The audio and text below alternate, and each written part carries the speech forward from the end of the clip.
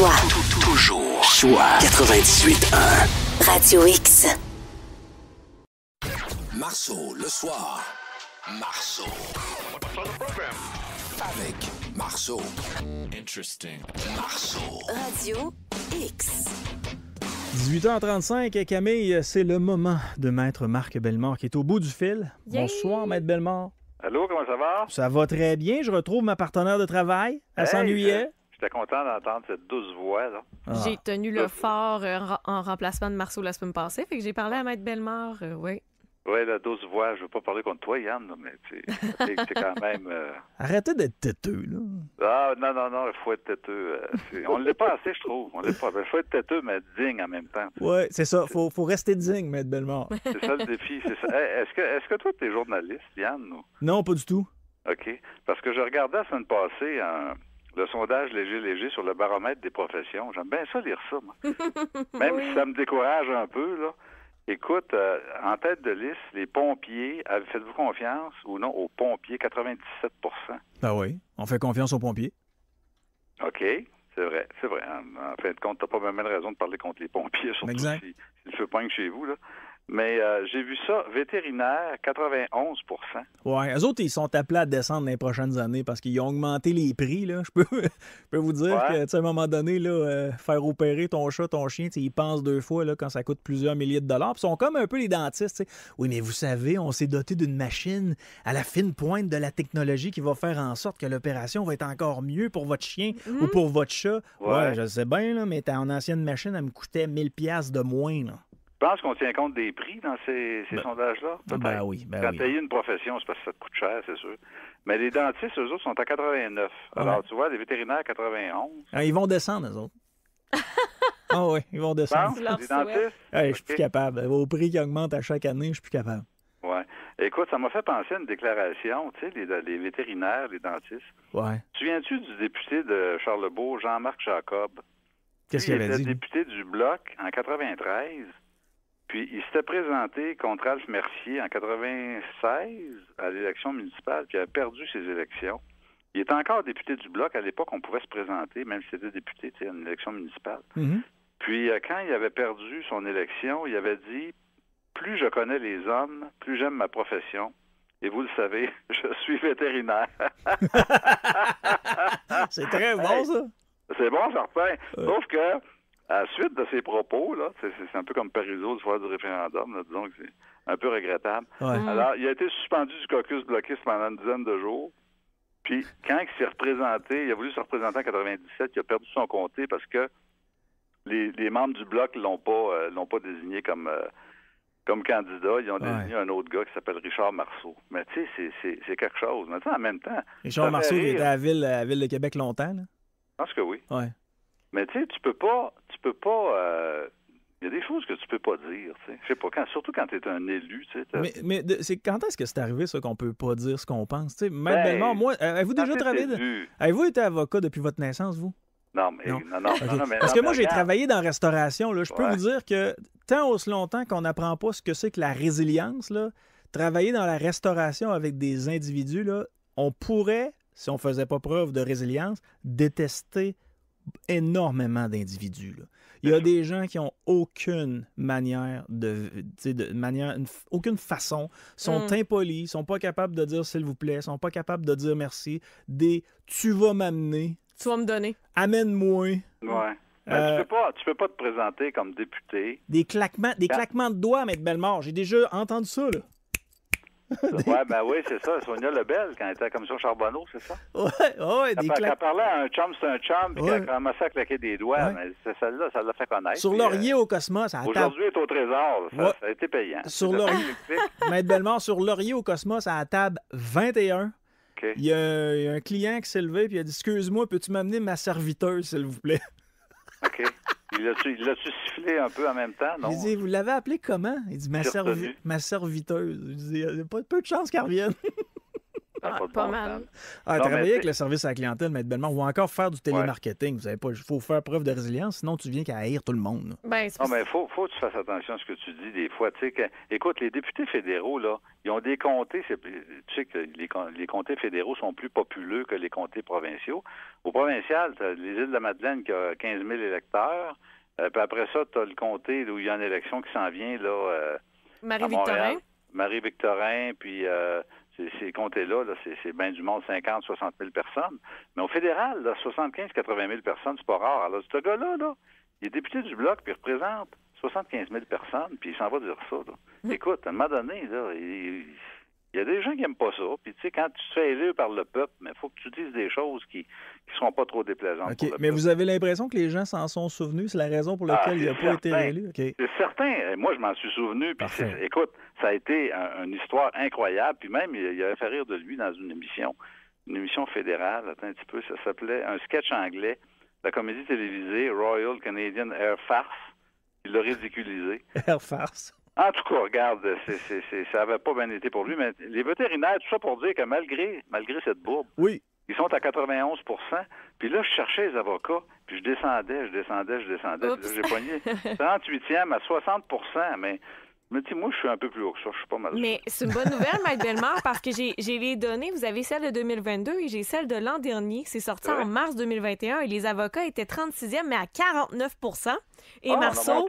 Mauvaise nouvelle pour toi, les vétérinaires ont augmenté cette année parce qu'ils étaient à 82 % et là, ils sont rendus à quoi? 91? 89.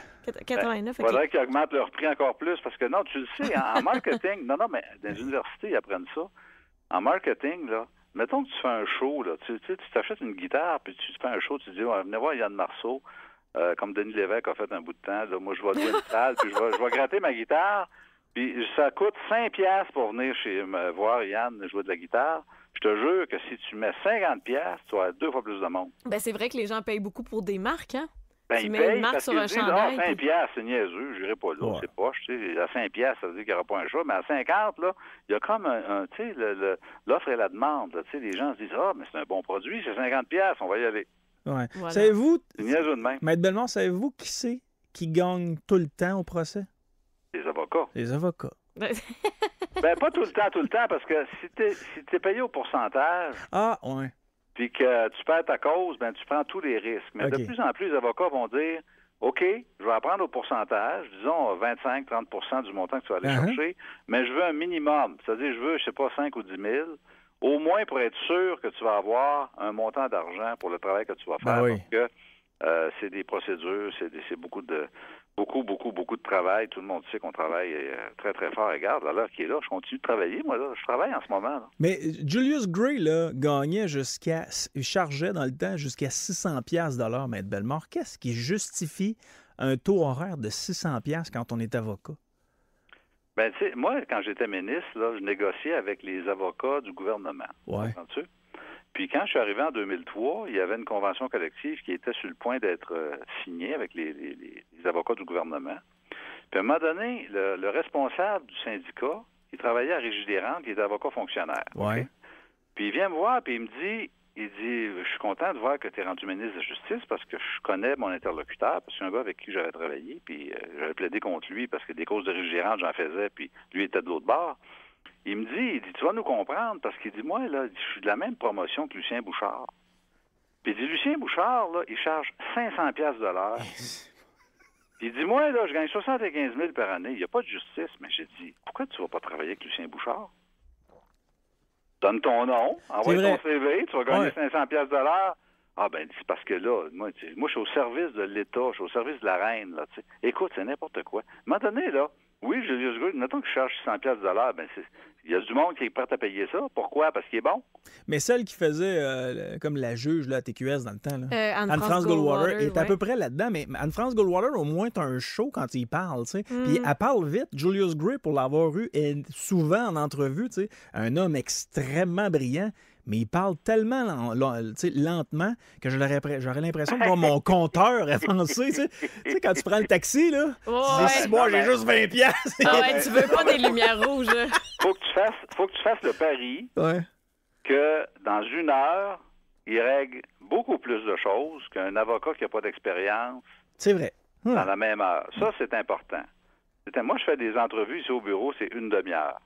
Je vais te dire une affaire, quand le gars s'installe devant moi avec son dossier, là, dans une demi-heure, là, il en apprend des affaires. Puis je vais direct au point, puis je vais lui dire, voici, fais ça, fais ça, fais ça, fais pas ça, fais pas ça, fais pas ça. Puis ils sont bien impressionnés de voir qu'en une demi-heure, on peut faire le tour d'un dossier de 400 pages. Mais c'est parce que je sais où aller à l'essentiel, puis je connais ça, comprends-tu? Fait que je perds pas de temps.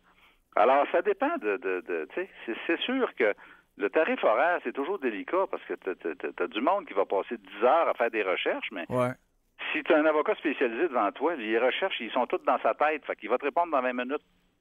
Alors, ça dépend. T'sais, pour l'expérience, puis l'efficacité, ben, les gens vont payer plus cher, mais c'est sûr que c'est toujours... en même temps, si c'est un avocat... $100 c'est pas rien. Là. Non, c'est ça. Mais si c'est un avocat qui est réputé, puis il y a énormément de gens qui veulent faire affaire avec lui, il peut augmenter ses prix. Là. Oui, puis il y a une autre affaire aussi, il fait beaucoup de pro bono, hein. Il fait beaucoup de pro bono. Un peu comme vous, là. Vous faites du pro bono souvent aussi. Oui, il fait du pro bono aussi dans beaucoup de causes. Et, tu sais, comme Mike Ward, c'est lui qui a présenté Mike Ward, qui a représenté Mike Ward à la Cour suprême. Exact. Pas sûr, moi, qu'il a changé quelque chose. Non, mais non. Probablement pas. Mais c'est sûr que la notoriété de la cause fait qu'on en parle à soir. Puis autrement, on n'en parlerait pas. La notoriété, c'est le fait d'être connu, c'est le fait d'avoir gagné des gros dossiers, d'avoir une bonne couverture médiatique, d'avoir la confiance des gens. Alors ça, c'est évidemment, puis peut-être que s'il fait 25 20 de son travail pro bono, parce que je sais que Gray, c'est un gars qui défend beaucoup les droits de la personne. Oui. Il défend beaucoup un peu moins des 2 dernières années, je vais vous dire. Là. Non, mais ça, souvent, c'est des dossiers de principe. Ouais. Comme moi, j'en fais souvent, puis t'es pas nécessairement payé pour ça. Tu sais. J'ai une info qui me dit que Julius Gray aurait chargé pour la Cour suprême à Mike. Là. Il en parle dans son podcast. OK, peut-être. Oui, mais là, combien? Puis en tout cas, je sais pas. Moi, je pense qu'il a tenu compte aussi du fait que Ward est un gars connu, puis c'est une cause importante. Ouais. Et puis, oui, ça se peut qu'il ait chargé. Mais tu sais, écoute, as-tu pensé, toi, un dossier à la Cour suprême de cette importance-là à partir du tribunal des droits de la personne, là? Ça peut représenter des centaines de milliers de dollars en frais d'avocat. Là. Des heures de travail. Il y a des heures de travail, on n'en peut plus finir. Hey, ça peut être des recherchistes, puis toute la quête. Juste le dossier complet, juste sortir les notes sténographiques d'un procès de cette importance-là, avec les mémoires que tu dois faire boudiner, puis tout ça, juste au niveau matériel, ça peut coûter plusieurs milliers de dollars, juste la paperasse. Ben, écoutez, Marc Bellemare, les textos en ce moment, c'est entre 300 et 350 000 en avocat, à ce qui paraît. Puis il y a Jérémy Gabriel là, qui veut régler ça autour d'une bière. Avec une bière, ben oui. Hey, moi, là, j'en reviens pas. C'est-tu insultant? C'est quoi la peur de l'avocat, là? Ouais. Souvent, là, c'est que ton client lève la main puis il dit « Monsieur le juge, je peux-tu rajouter quelque chose? » Là, dans ce temps-là, moi, je rentre en dessous du bureau, je me dis « Qu'est-ce qu'il va dire? » Comprends-tu? Parce que le client comprend pas la stratégie souvent. Puis, il y a beaucoup de gens qui se disent « Plus je parle, plus je gagne. » Comprends-tu? Ouais. Ça fait 2 ans que j'attends, puis là, il veut tout sortir son baratin, mais il comprend pas qu'il y a un mot qui va l'aider, un mot qui va lui nuire, puis au bout de la ligne, il va peut-être plomber sa cause. Alors, on dit toujours au client « Écoute, je te pose des questions, tu réponds-moi, puis passe-moi pas par-dessus la tête, parce que moi, j'ai un spot dans le front, puis je vois loin en avant. Toi, t'as pas de spot dans le front. Fait que si tu passes par-dessus moi, tu vas mettre le pied dans un trou, puis tu vas te casser un genou, tu sais. Alors, mais ça, ils comprennent ça. Mais là, je regardais en fin de semaine, Jérémy qui s'en va dire, on va régler ça autour d'une bière. Il vient de prendre une poursuite de 378 000 $. Ouais. Lui et sa mère. C'est pas son avocat qui a dit. Fais donc une déclaration au Journal de Québec, puis il dit que tu vas régler ça autour d'une bière. C'est sûr que ça a fait la grosse nouvelle pendant 2 jours, là, parce que Jérémy s'est couvert, puis Ward s'est couvert, puis le monde veut savoir où ils sont rendus. Mais tu sais, c'est quoi la crédibilité, là? Tu sais, je me dis, je sais pas, tu sais, attends d'avoir un... Laisse parler ton avocat, passe pas par-dessus, mais moi, je suis convaincu que c'est pas... Il n'a pas consulté son avocat parce que le gars s'en va prendre une poursuite de quasiment 400 000 $. Tu sais, dans ce dossier-là, Maître Bellemare, je vais rester... Ça fait sérieux, ça? Ben non, ça fait pas sérieux, mais tu sais, je vais rester vraiment en surface, là. J'ai l'impression que le jeune homme, Jérémy Gabriel, est subi de très, très, très mauvaises influences. Puis je vais rester là, mais j'ai l'impression qu'il subit de très, très mauvaises influences. Parce que, je veux dire, ça se tient pas. C'est sans queue ni tête, son affaire. Ben, tu vois que vraisemblablement, s'il est allé dire qu'il discuterait autour d'une bière pour mettre une entente dite à l'amiable, c'est que le gars veut mettre ça derrière lui. C'est la partie raisonnable. C'est ça. Je pense qu'il n'a pas dit autour d'une bière, je pense qu'il a dit pour une bière, non? C'est possible. Oui, ben laissez-moi voir, là, mais il me semble que c'était ça. C'est possible, mais dans les deux cas, on comprend que le gars veut faire la paix à un moment donné puis qu'il veut pas nécessairement faire aller en cours. Là. Mais on a peut-être avec ce qu'il a dit, on comprend qui est raisonnable là, dans cette affaire-là. Là. Mais c'est parce que ça te prend un rapport de force dans n'importe quel combat. Que tu sois à la guerre, que tu sois en train de tirer au poignet, que tu sois en train de jouer aux cartes, au poker, ça prend un rapport de force. Ta crédibilité, c'est le rapport de force. C'est un rapport de force si l'autre te craint le moindrement, si l'autre te respecte, si l'autre a peur de quelque chose, il a peur de toi, il a peur de perdre, il comprend qu'il va peut-être perdre sa cause, il va te respecter, puis il va régler peut-être, mais à des conditions plus intéressantes. Mm-hmm. Mais là, à partir de ce moment-là, ça fait un peu, je sais pas, ou bien il ne croit pas à sa cause, ou bien il a dit à son avocat, on va faire un bluff. J'aurais compris à 50 000, mais à 378 000, je me suis dit, le montant est tellement élevé, il y a probablement qu'il y a du sérieux là-dedans. Il y a de l'argumentaire, il y a de la recherche, puis le montant est précis, mais il est quand même assez élevé, probablement trop. Mais là, je sais pas, ça fait un peu... Tu sais, l'autre, il entend ça à l'autre bout, le Ward, penses-tu qu'il attend de prendre une bière, là, tu sais? C'est ça. J'ai la citation exacte, là. Il a dit ça dans une émission web avec un avocat. Il a dit « Je suis quelqu'un d'humain et de raisonnable. Je crois fermement que cette situation-là peut se régler sur une table avec une bière. » C'est ça qu'il dit. Ouais, en tout cas, disons que... En tout cas, dans l'opinion publique, tu sais, moi, quand il a pris sa poursuite, je me suis dit... Bon, il va probablement avoir une compensation intéressante parce que la Cour suprême lui a donné 0, là. Alors peut-être qu'il va aller chercher quelque chose puis qu'il va au moins aller chercher le respect. Mais je sais pas, je trouve que ça n'a pas de bon sens de faire ça après 2 semaines. Alors voilà, bonne chance, mon Jérémy, pour le reste. On parle maintenant d'indemnité à la SAAQ. Oui, ça c'est une annonce qui a été faite la semaine passée par le ministre Bonnardel, qui est allé chercher 1 milliard dans le fonds accumulé de la SAAQ. Oui. La SAAQ, c'est pour financer les indemnités des victimes d'accidents d'auto. Donc, il y a un surplus de 4,8 milliards. Il en prend un puis il donne ça aux victimes. Première question. Pourquoi tu n'as pas versé les 4,8 milliards aux victimes si c'est des surplus accumulés? T'sais? Si c'est un montant plus élevé, ben donne-leur des indemnités qui vont être plus intéressantes parce qu'on sait bien que la SAAQ, c'est pas le Pérou, là. Pas des millions, là. Les victimes, ils en arrachent. Tu sais, c'est un montant minimal qui est versé par l'État pour compenser des pertes de revenus puis des séquelles. Mm-hmm. Première question. Deuxième question, il annonce que 24 000 Québécois vont retirer des indemnités après l'âge de 67 ans, notamment parce que depuis 90, les indemnités de la SAAQ, le remplacement de revenus, c'est 68 ans maximum. La CNESST, c'est 68 ans maximum. Aussi. Alors moi, je le sais, là, parce que les victimes, quand ils pognent 68 ans, là, ils viennent broyer dans mon bureau, tu sais, puis ils veulent prendre des recours collectifs, puis virer tout le monde à l'envers parce qu'ils n'ont plus d'indemnité, tu sais, puis à 68 ans aujourd'hui, c'est pas vieux, là. Non. Le monde meurt plus, là. Mais en même temps, tu as ta retraite, là? C'est sûr que la COVID nous a réduit nos statistiques un peu. Mais Maître Bellemare, vous avez votre retraite à 60 ou 65 ans? La plupart des gens le prennent à 65. Là. Oui, mais si tu as été arrêté de travailler pour un accident de la route à 55 ans, ouais. Puis qu'à 68 ans, tu n'as plus d'indemnité, bien là, tu as été privé de contribution au régime aussi pendant 13 ans. Oublie pas ça, là. Ces gens-là, ils ont été retirés du système, puis ils n'ont pas contribué au régime. C'est sûr que si tu as un régime de retraite, puis tu travailles pour, je sais pas moi, Québécois, ou tu travailles pour la Ville de Québec. J'ai tellement eu peur que vous... Non, mais c'est pas tout le monde. Ouais, je pensais que vous alliez dire Radio X. non, mais c'est pas tout le monde qui a des régimes de retraite. Je vais aller vous voir à 68 ans, Maître Bellemare. C'est ça. Fait que là, le ministre annonce ça, mais le problème, c'est que, oui, c'est intéressant pour les victimes d'accidents d'auto qui vont vivre un peu moins péniblement l'arrivée de leurs 68 ans, mais les accidentés du travail... Moi, je te le jure, là, depuis jeudi que ça a été annoncé, là, si j'ai pas eu 50 téléphones, je n'ai pas eu un. Puis c'est pas les victimes d'accidents d'auto qui appellent ici pour ça, parce que les autres, ils pensent qu'ils vont avoir un chèque cet été, là, parce que la loi n'est pas encore adoptée, mais ça va venir au cours des prochains mois. Mais les victimes d'accidents de travail, là, ils sont en crise, là. Ben, c'est sûr. Parce que c'est des régimes similaires. Puis le ministre s'en va annoncer ça. Je comprends pas pourquoi il n'y a pas... Parce que c'est une bonne nouvelle, en principe. T'sais, on n'est pas contre. Mais... Tu sais, tu regardes au niveau stratégie, marketing, politique, là, il il fait plaisir à une personne, mais il déplaît à 5 personnes. Okay. Parce que c'est à peu près 1% les victimes d'accidents d'auto versus la CSST. Il y a beaucoup plus d'accidentés du travail que d'accidentés de la route au Québec.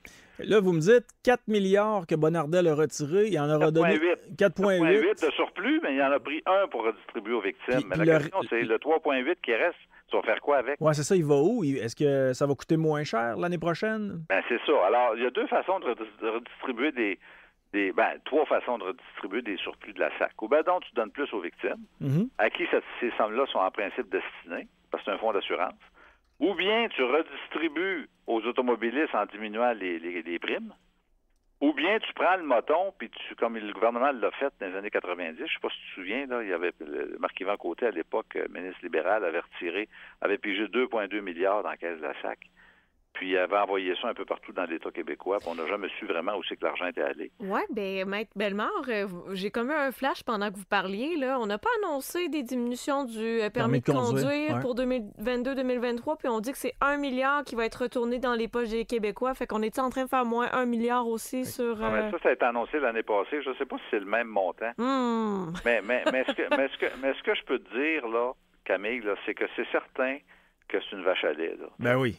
Clairement. C'est une vache à lait. Ben moi, quand je vois des gars qui viennent me voir et qui viennent brailler parce que ça fait 1 an et demi que leur psychologue n'est pas payé par la SAC, puis que je vois des Soulons qui sont payés, eux autres, en prison, là, je me dis, il y a quelque chose qui ne marche pas là-dedans, parce que si c'est si payant, ou modifier la loi puis donnez-en plus aux victimes, parce que être victime d'un accident de la route, c'est pas facile, ou bien...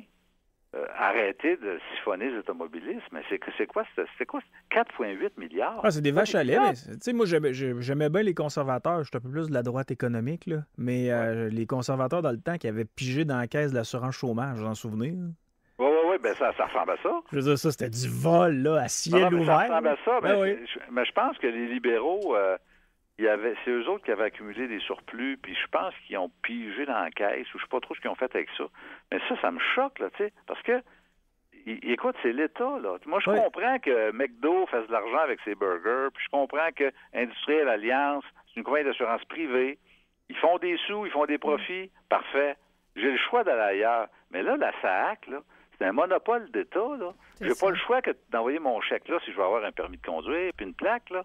Alors, c'est ça qui me choque, parce que t'es pogné pour faire affaire avec eux autres. Tu peux pas dire, mais moi, la SAAC, là, c'est une compagnie d'assurance publique, ça m'intéresse pas. Je vais aller plutôt chercher mon assurance chez Sun Life. OK? Mais j'ai pas le droit de faire ça, parce que c'est un monopole d'État. Puis, ils ont des surplus de 4,8 milliards. Je trouve ça indécent, en quelque part. Puis là, le ministre aurait dû nous dire, écoutez, on va diminuer les cotisations, on va améliorer l'assurance, mais on va prendre les moyens pour que ça arrive le plus kiff-kiff possible. Parce que là, il y a des réserves qui sont, à ma foi, assez honteuses. Oui, ils vont s'arranger pour diluer ça à gauche puis à droite, à U puis à IA. On s'en va en élection, Maître Bellemare, là. Fait que, ils vont trouver quoi faire avec cet argent-là, c'est sûr. Mais c'est quand même curieux que personne n'ait soulevé ça, tu sais. Ils en ont parlé un petit peu dans l'actualité, Maître Bellemare, pour être honnête, là. Oui, ils en ont parlé jeudi passé, puis moi, j'ai écrit une lettre qui a été publiée en fin de semaine dans le Journal de Québec puis de Montréal, parce que je trouvais que ça n'avait pas de bon sens, puis je me disais, là, on crée des disparités encore plus importantes, parce que, normalement, là, que tu sois victime d'un accident d'auto, d'un accident de travail ou d'un acte criminel au Québec, peu importe la cause, tu devrais rentrer dans un système unique. On devrait payer, tu sais, tu as perdu un doigt dans l'accident, tu as perdu un œil dans l'événement, un œil, ça devrait valoir la même affaire, que ce soit un coup de couteau que tu as reçu d'un crotté, ou que ce soit un accident d'auto, un accident de travail. Un œil, c'est un œil, tu arrêtes de travailler pendant 6 mois, tu as le même montant. Moi, je trouve ça inacceptable que ça varie autant d'une clientèle à l'autre. Puis là, avec cette annonce-là, on vient d'augmenter les disparités. Ce que vous dites, c'est que ça prend de l'uniformité là-dedans. Bien, de l'uniformité, parce que, d'abord, plus tu crées des distorsions, accidenté de travail, il a droit à 5 000, l'accidenté de la route à 7 000, puis le criminel à 2 000.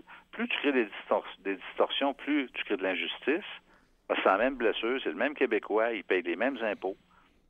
Puis plus aussi tu compliques la patente, parce qu'à un moment donné, ces systèmes-là sont tellement compliqués, puis ils s'adressent à qui? Ils s'adressent à des gens médicamentés, appauvris, sortis du milieu du travail. Et ces gens-là, il faut simplifier les systèmes, si tu veux. les aider. Il faut qu'ils puissent se débrouiller dans la patente à gosse, là. Parce que si tu complexifies, puis d'un à l'autre, il y a tellement de différences à un moment donné, même des avocats, moi je suis là-dedans tout le temps, puis c'est facile pour moi. Mais je connais plein d'avocats qui s'y retrouvent pas, puis ils m'appellent, hein. Monsieur Bellemare, j'ai telle affaire, qu'est-ce que vous en pensez? Des avocats, des gars qui ont 30 ans de pratique, qui ne comprennent rien dans ces systèmes-là.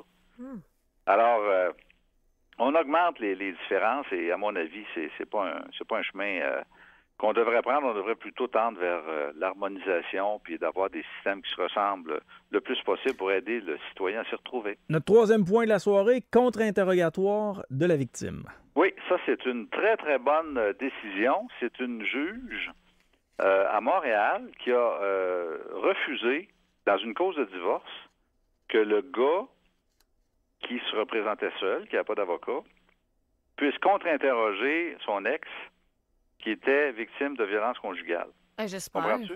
Wow. Non, mais oui, mais là, j'espère. C'est une première. Moi, c'est la première fois que je vois ça.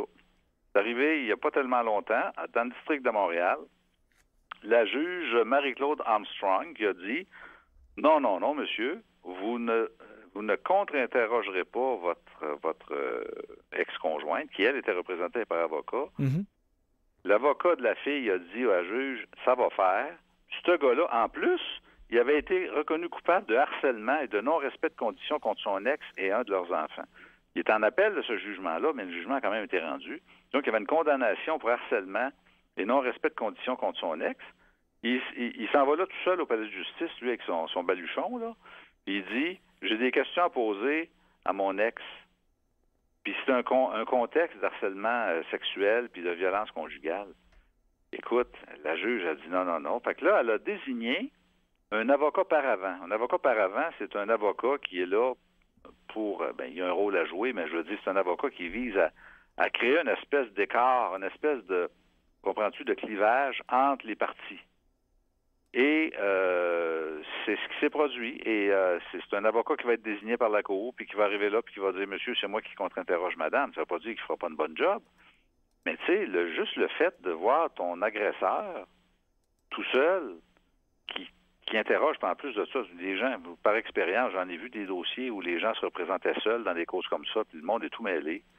Puis souvent, ça permet à la partie d'être agressive, voilà, d'être impertinente, des petits coupés à parole. Puis tu sais, quand t'as pas l'habitude d'interroger des témoins, t'es un Joe Blow qui arrive avec sa frustration, ça peut être extrêmement difficile à gérer pour le juge. Je comprends tout ça, Maître Bellemare, là, mais il y a certaines causes où, moi, j'ai entendu parler que les avocats, ils vont pas de main morte, ces victimes. Là. Entre autres, dans le dossier d'agression sexuelle sur des jeunes enfants qui avaient été commises par des frères, où l'avocat avait clairement dit à une victime, cet homme-là avait aujourd'hui autour de 60 ans, là, ben, si vous retourniez dans sa chambre lorsque vous aviez 11 ans, c'est peut-être parce que vous aimiez ça. Je veux dire, que ce soit ton agresseur qui dit ça ou que ce soit un avocat, c'est une autre forme d'agression, ça. Oui, il y a des avocats qui n'ont pas d'allure. Puis je me pose une autre question, Maître Bellemare. Si ça avait été le contraire, si ça avait été la dame qui avait été reconnue coupable de tous ces crimes-là, puis elle se retrouve dans un même contexte de procès contre son ex pour... je sais pas moi, violence psychologique aggravée, poussée au suicide et tout ça. Est-ce que la juge aurait pris la même décision? Est-ce qu'elle aurait permis à la femme de contre-interroger le gars? Ben moi, je pense qu'on va assister à une forme de pratique. Ouais, je pense pas, moi. Une forme de jurisprudence. D'après moi, on va avoir une jurisprudence là-dessus. De plus en plus, les avocats qui représentent la partie vulnérable vont soulever la question. Parce que il y a de plus en plus de gens qui se représentent seuls. Dans des causes importantes, en matière matrimoniale aussi, les avocats, ça coûte cher, parce que les gens disent, moi, je vais remplir la formulaire tout seul. Puis ils se font aider par des centres communautaires, puis par ci, puis par ça. Ouais. J'ai rien contre ça. Quelqu'un qui est digne, quelqu'un qui est poli, quelqu'un qui est courtois, ça va. J'ai rien contre ça. Mais le juge, là, il veut contrôler sa cour. Hein? Puis si, à un moment donné, ça commence à ressembler au free-for-all, là, il va désigner des avocats.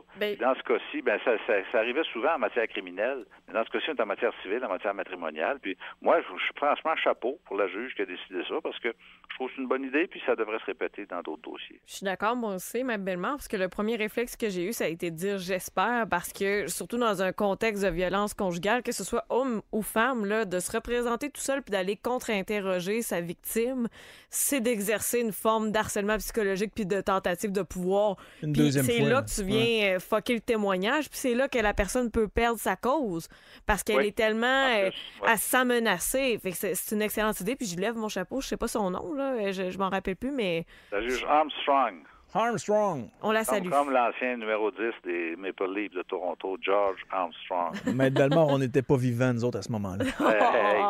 Ben moi, peut-être que oui, hein? C'est vrai. Un maudit bon joueur en plus, numéro 10. Un bon joueur de hockey. Ben, il jouait avec Tim Horton, d'ailleurs, les Bangs. C'est vrai? Tim Horton était le numéro 2 à défense, puis Armstrong était au centre, le numéro 10. Et oui. T'en as un peu, là. Tim Horton, hockey DB. On va aller voir ça, c'est en quelle Numéro année? 2, ben oui, Tim Horton, c'est un défenseur, il était rasé. Oh, je me souviens. Mais dans le temps, il était tout rase-bol. Maître Bellemare, on n'était pas là, les deux, moi pis Camille. Ah non, c'est en quelle année? La dernière Coupe Stanley de Toronto, c'était en 67. Ouais. Ah, c'est ça. C'est l'année de l'Expo. Puis il y avait des mauvaises langues qui disaient, parce que Toronto n'était pas supposé gagner la Coupe Stanley pas en tout, puis les Canadiens étaient supposés à gagner, mais ils ont joué comme des pourris. Et il y en a qui disaient que finalement, c'était truqué cette année-là parce qu'ils voulaient absolument que la Coupe Stanley reste au Canada. Puis au Canada, il y avait 2 équipes, Montréal et Toronto. Et ça avait fait jaser dans ce temps-là. Ouais.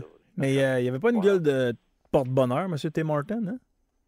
Non, mais lui, il est alcoolique, hein? Ah, je sais pas, mais il avait l'air d'un tough, là. Sa photo sur Hockey DB, il est magané. Ça jouait cochon dans les 6 pouces, il y en avait dans ce temps-là. Ah, ouais. Le Gordie House, il s'est fait connaître beaucoup avec les 6 pouces.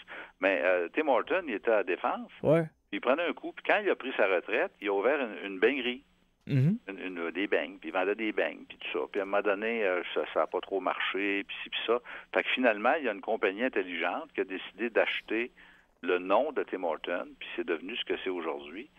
Et puis, je pense que la succession de Tim Horton a poursuivi la compagnie de Tim Horton en disant « Vous avez fait de l'argent sur notre nom, puis on s'est fait avoir la première fois, puis je pense qu'ils ont perdu leur procès. » En tout cas, tout ça pour dire que, tu sais, maintenant, peut-être avoir les beignes Yann Marceau. Mais il serait encore en vie, Tim Horton. Ou je sais pas quoi, t'es un homme célèbre, là, peut-être qu'à un moment donné, il y a quelqu'un qui va acheter ton nom. Il serait-tu encore en vie, M. Tim Horton? On me dit qu'il a 92 ans. Il est décédé? OK. Ah oui, je pense qu'il est mort. Il est mort il est né en 1930. Il est mort. Ben oui, il est fait mort. Ici, là, on lui donne 92 ans.